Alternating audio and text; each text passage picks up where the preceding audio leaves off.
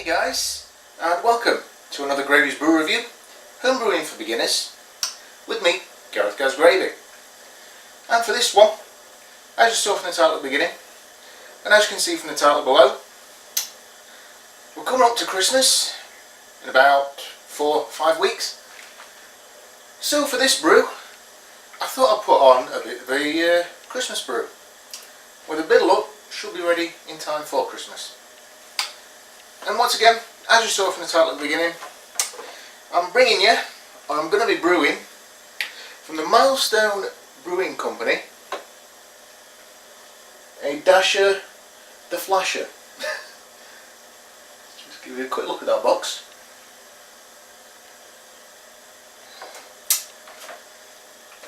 Now what can I tell you?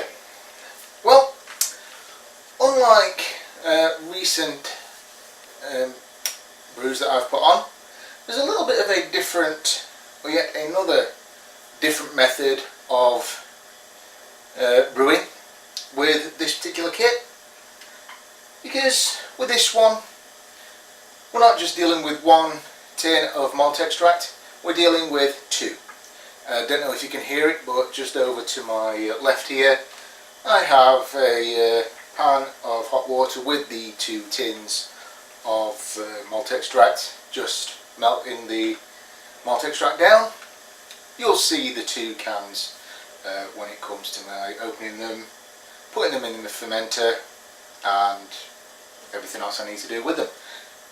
Now something else that's going to be a little bit different with this one is there isn't any other fermentables that need to go in this particular brew. No extra sugars, no extra malt extract. I thought about adding a hop tea bag, but I don't think I will. I think I'll just have it as is when it comes to it.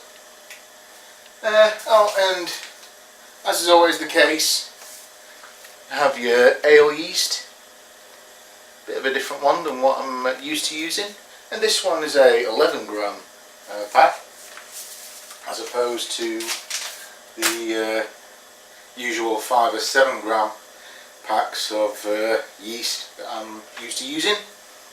So just while I get everything else set up and give these tins a little bit of an extra time just to kind of soften the extract and everything else I need to do. Just need to get everything else ready, just kind of get some stuff put together. As you can see, I've got my fermenter, my other bits have all been sanitised, so I'll be back. Alright guys, I'm back. As you can hear, I've got the kettle boiling for the tins of malt extract when it comes to rinsing them out. I'm also going to use the hot water that I used to boil the or to heat the cans up. So here we go. Don't know how well you can see this, but hopefully you can see the 2 cans of malt extract as opposed to the one, and already I can smell the malt extract.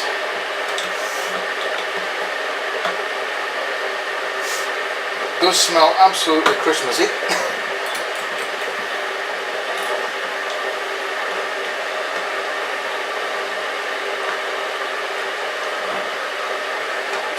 Get these open a bit more. There we go. As I made reference, this is really only the ingredients you need for this particular kit. I have actually seen a few videos of these kits being made, these 2 can kits.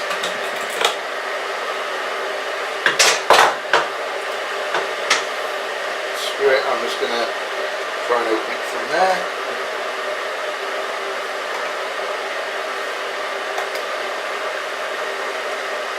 So, as I was saying, you really only need these ingredients, or these fermentables, for the 2 cans. feeling by the time I've opened these cans the kettle's going to be boiled.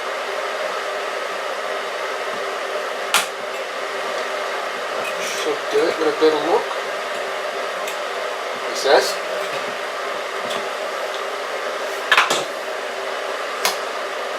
Should do it.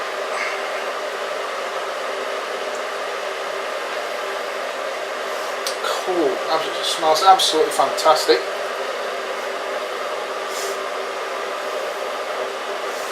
Don't know how well you can see into the fermenter, but that is thick as.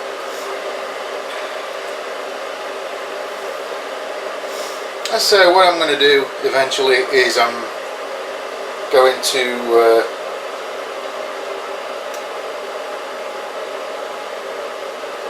rinse these tins out with hot water from the kettle.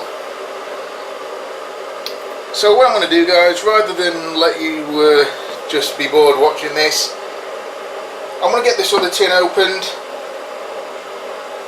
emptied, and then we'll be on with the next bit. So I'll see you again in a second. Hey guys, well sorry about that, that took a little bit longer than what I hoped. I think that can opener is a little bit fidgety. Anyway, here comes the next bit and the fun bit. The kettle's been boiled, so I'm just going to fill the two tins with some boiling water, as you can no doubt see and or hear.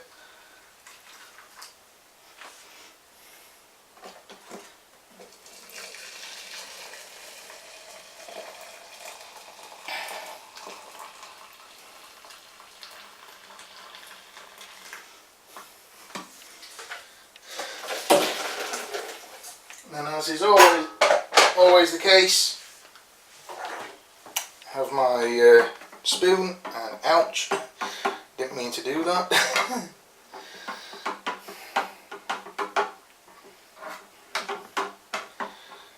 Must remember to get my tea towel before I put my hand on the tin. Not like me to do that, but anyway, never mind.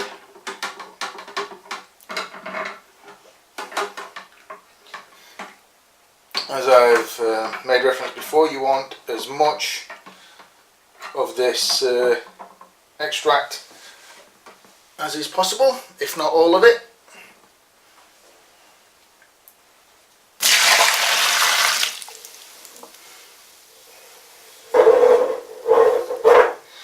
In order to make the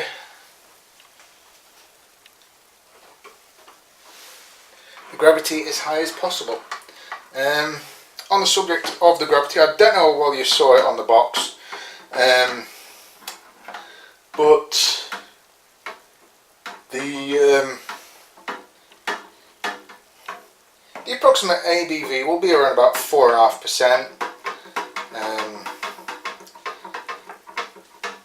I don't know if it is not advised to add any extra fermentables. I've got some brewing sugar just on the off chance that it is a tiny bit low.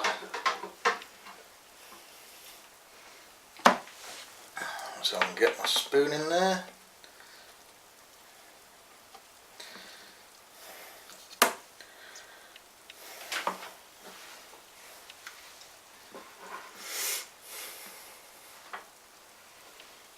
And we'll get the rest of that in there. And as I said, I had some extra water that I used to boil the, or at least to soften the tins. So I'm going to add that in.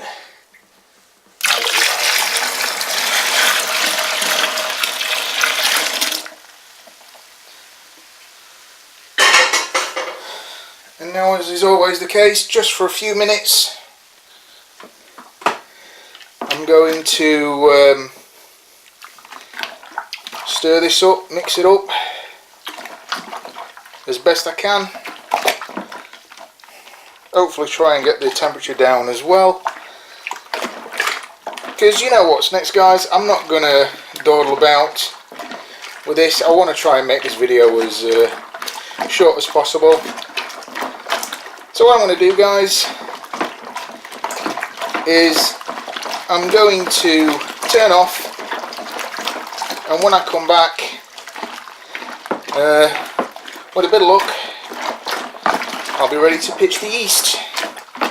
So, see you in a few. Hey guys, well, this is the final part, thankfully. As you can see, I have got the fermenter topped up. I forgot to actually mention that the instructions to have said to brew about 22 litres. I got this up to just a tad over 23 because I was having a bit of trouble getting the temperature down. I got the temperature down to around about 24 degrees, which I think is advisable on the kit instructions. So now all that's left to do is to add the yeast. But first, I'm going to take a gravity reading. Hopefully be able to show you what we might be looking at with this. I'm hoping that it will be upwards of 4%. We'll know very shortly.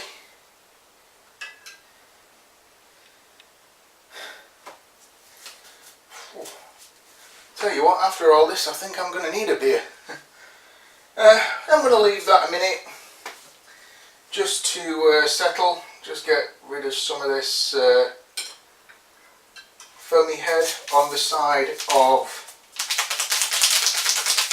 the brew, or of the sample there.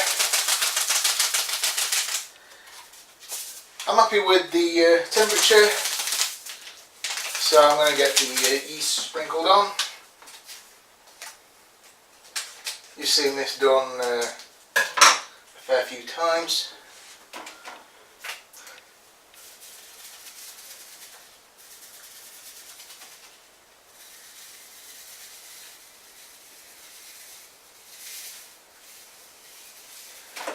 Right, well that's that. Just going to give that yeast a little bit of a stirring and hope that it will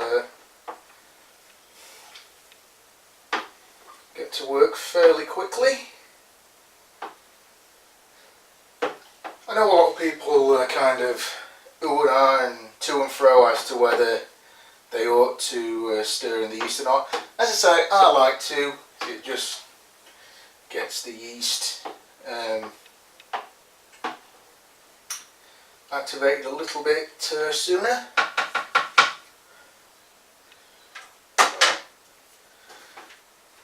And really you don't need to see this bit. All that's left to do is to pop on the crowns and collar,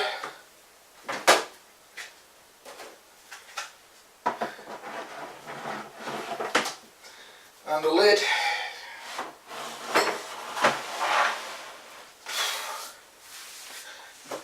And that's another brew done and dusted.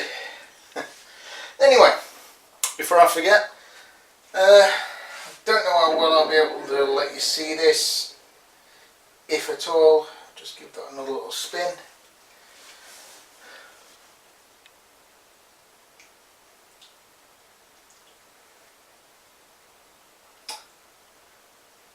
I think we're probably looking around about 1.040, 1.038 to 1.040. I kind of mentioned that because my hydrometer has been a little bit dicky as of late. So we should be looking at around about 4%, 4 and a bit percent. Once I've done the calculations, I'll mention it, or I'll pop a an annotation somewhere over here, or I'll drop it in the description.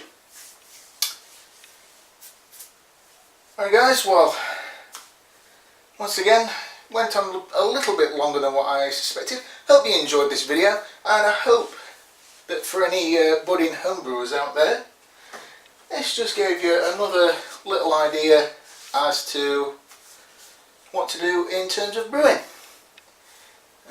Once again, hopefully in about a month's time, hopefully at the beginning of December, I'll be able to give you a review of this, and hopefully it'll be a nice little drink to enjoy at Christmas.